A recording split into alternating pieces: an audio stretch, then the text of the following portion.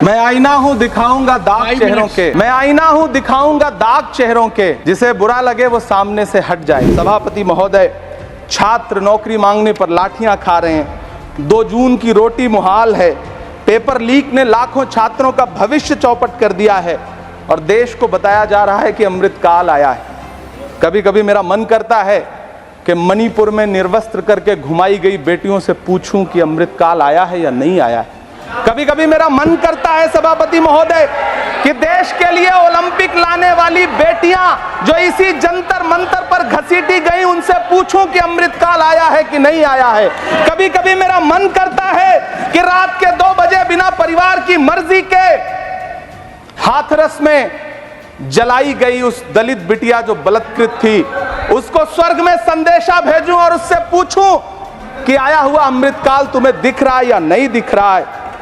कभी कभी मन करता है कि मैं बिल्किस बानो से पूछूं कि देश में आया हुआ अमृतकाल तुम्हें नजर आ रहा है या नहीं आ रहा है। सभापति महोदय, कभी कभी मन करता है कि भीड़ के जरिए लिंच करके मारे गए पहलू खान की 85 साल की दोनों आंखों की अंधी मां से पूछूं कि देश में आया अमृतकाल तुम्हें दिख रहा है या नहीं दिख रहा है। कभी कभी मन करता है कि ईद के कपड़े खरीद कर लौट रहे 17 साल के हाफिज जुनैद से पूछूं, जिसे बल्लभगढ़ में ट्रेन में लिंच करके मार दिया गया, कि अमृतकाल आया है या नहीं आया है। कभी कभी मन करता है नजीब की मां से पूछूं, कभी कभी मन करता है कि तबरेज अंसारी की विधवा से पूछूं, कभी कभी मन करता है कि सहारनपुर के उन 3 बच्चों से पूछूं जिन्हें छत्तीसगढ़ में लिंच करके मार दिया गया।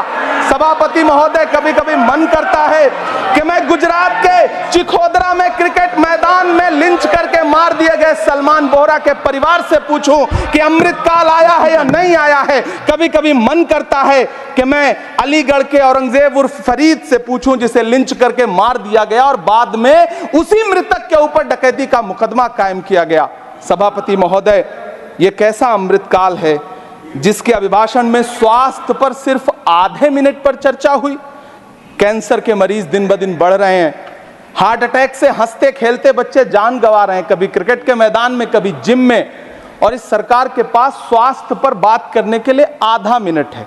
सभापति महोदय, कोविड वैक्सीन को लेकर के लंदन की अदालत से जो तथ्य देश के सामने आए हैं, उन्होंने भय फैला रखा है। कांग्रेस की सरकारों ने भी चेचक, पोलियो और प्लेग जैसी महामारियों के टीके लगवाए, लेकिन न तो कभी सर्टिफिकेट पर अपना फोटो छपवाया और न कभी उसके नाम पर वोट मांगे। कांग्रेस की सरकारों ने यह किया है, लेकिन इन सरकारों ने क्या किया है, मोदी जी ने क्या किया है?